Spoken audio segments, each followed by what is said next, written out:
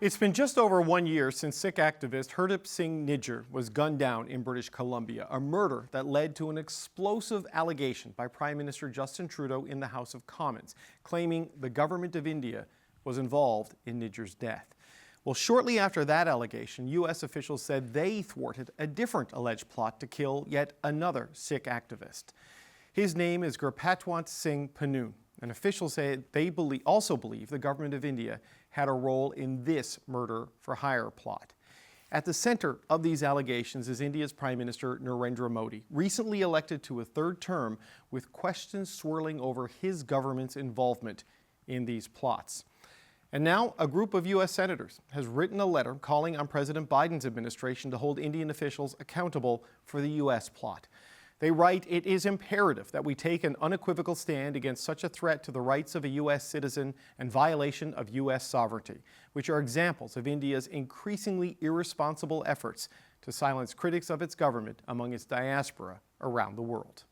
I'm joined now by U.S. Senator Jeff Merkley, the lead author of the letter. Senator, it's good to meet you, and thank you for joining us today. Oh, you're welcome. Good to be with you. I wonder if I could start with your personal assessment of the threat that India may pose in this particular area. They claim rogue operatives were behind these operations. How do you view it? Well, it does appear that there is a growing effort by the official government of India to exercise transnational repression, as we call it in the U.S., that is to silence dissent or points of view that they disagree with abroad.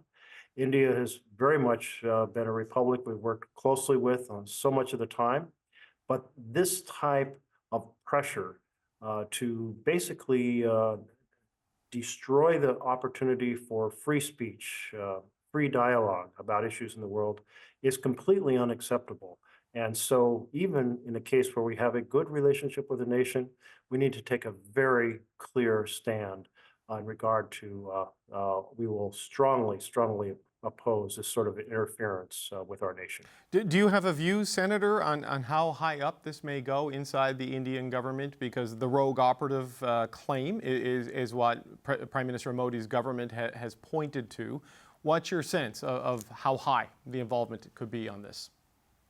Well, certainly it seems from what has been publicly disclosed that we have strong evidence that an agent within Indian intelligence was coordinating both the attack in Canada, and I'm so sorry about the assassination in Canada, and the attempted assassination here in the United States. And so I do think it's part of an official strategy with an effort to say, but if we get caught, we'll claim that it wasn't us.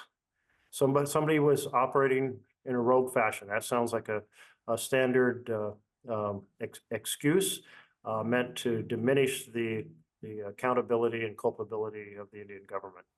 Right, because there has been the foiled plot in the United States that we know of. The unfortunate assassination of Mr. Nijjar in British Columbia a little over a year ago, and we've seen similar things in Australia, for example. Am I interpreting you right that it's improbable that they could be happening with this frequency at this scale without some sort of sanction from high levels of the Indian state?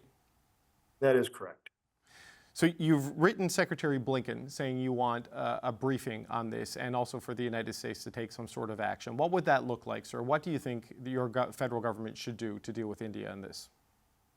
Well, at the time I was writing the letter, the next concrete step was to push for the extradition of the individual from Czech Republic that we had evidence was the person coordinating the murder for hire. That has now happened. So that's a big step forward. Now I'll really push for a full, transparent prosecution. How do you deal with this diplomatically, Senator? Narendra Modi leads what is nominally the world's largest democracy. I know Canada and the United States and other Western allies were counting on India to be a bit of a counterweight to China in the Indo-Pacific region, and we're both Pacific nations, Canada and the United States. Can you count on a government like Prime Minister Modi's, given what we've learned about this transnational repression? Well, of course, a relationship with a nation takes into account many aspects of their interests and our interests. And in the middle of that, there will be moments where we have a complete difference of opinions. And in terms of India working to suppress dissent or opinions they do not like here in the United States, we're going to continue to be vocal and aggressive in saying this is unacceptable behavior. I hope that India just takes and the blunt request of the U.S. to cut it out and ends this. In this case, the case in the United States, the intended target was an advocate for a Sikh state to be carved out of a Punjab, something that clearly India does not like. I'm sure the U.S. would disagree with the dissident abroad who's saying, well, we're going to carve out part of the West Coast and create a separate country for a particular group. But we wouldn't go about attacking that individual or assassinating that individual. We would say, we disagree with their opinion, and here's why. And that will never happen because our national policy would never allow us to carve a new country out of the West Coast of the United States. And this is the approach we're encouraging India to take. Express your disagreement, make your case, but don't start encroaching on the land of Canada or the land of the United States to create high pressure that disrupts freedom of speech and freedom of assembly. Do you think that message has been sent forcefully enough to India, sir? I know Prime Minister Justin Trudeau has made his allegations in the Canadian Parliament and in other places, but here they all were in Italy for the G7, and there was Narendra Modi, posing with the various leaders, hugging President Biden. Do you think the message has been forceful enough on an issue as serious as transnational repression?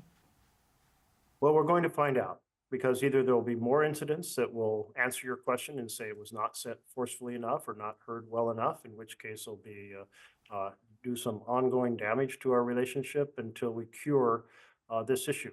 Now, this issue of transnational repression, it's much broader than the relationship between the United States and India. Turkey is very engaged in transnational repression. Certainly the biggest nation in the world in terms of this sort of coordinated pressure is China.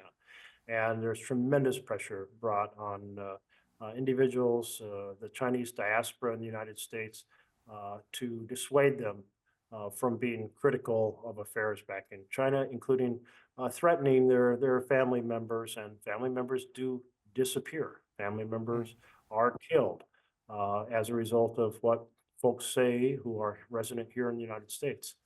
And so we are taking a very broad stand. It's not just about India. It's about any country that seeks to destroy freedom of speech, freedom of assembly in America, and certainly any nation that goes the additional step of violence, that takes it to a whole nother level. And so I really do think India probably has received this message clearly, that they went way over the top here from what can possibly be acceptable. But if there are future incidents, then we'll know that it wasn't forceful enough. I wonder, Senator, do you see parallels between these cases and the case involving Jamal Khashoggi and Saudi Arabia, where he was murdered and dismembered, and Saudi Arabia denied central planning and also blamed rogue operatives? Well, in a sense, yes, it's not an exact parallel, of course, but you do have in that case, Saudi Arabia was working to try to send a message to silence critics, including critics in the U.S. Khashoggi was a resident journalist in the United States for one of our major newspapers. He was lured by Saudi agents.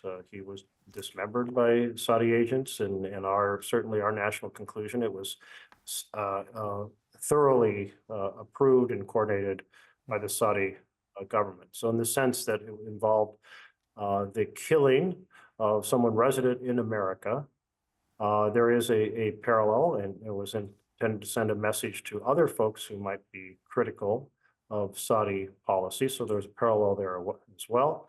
But in the case of this planned attack on the Indian national was on U.S. territory rather than being lured abroad.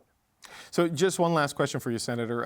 The signatures are 4 Democrats and Senator Sanders, who an independent. I think we all associate him pretty closely with your party from here in Canada. Is there a reason why there are no Republicans on this, or is this just an initiative that these 5 senators took upon themselves? We felt it was fairly important to get out a letter quickly.